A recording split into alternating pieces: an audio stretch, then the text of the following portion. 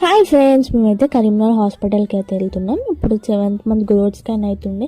ఇక ఎప్పుడు హాస్పిటల్కి వెళ్ళినా కానీ లంచ్ పక్క బయటనే ఇస్తాం కదా, ఇది ఒక ఆనవాయితీ. చెకప్ అయిపోయిన వెంటనే ప్రశాంతంగా ఉంటుంది కాబట్టి లంచ్ బయటనే అయితే ఇస్తాం.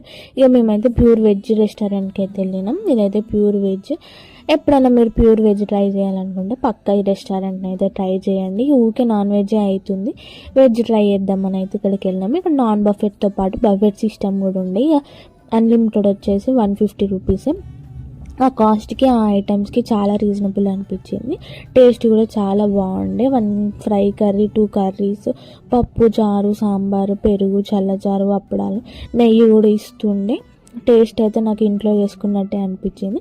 మీరు ఎప్పుడైనా కరీంనగర్కి వెళ్ళినప్పుడు ప్యూర్ వెజ్ ట్రై చేయాలనుకుంటేనైతే పక్క ఈ రెస్టారెంట్ని అయితే ట్రై చేయండి, మిస్ చేసుకోకండి. ఇక అంతే వీడియో. Bye bye.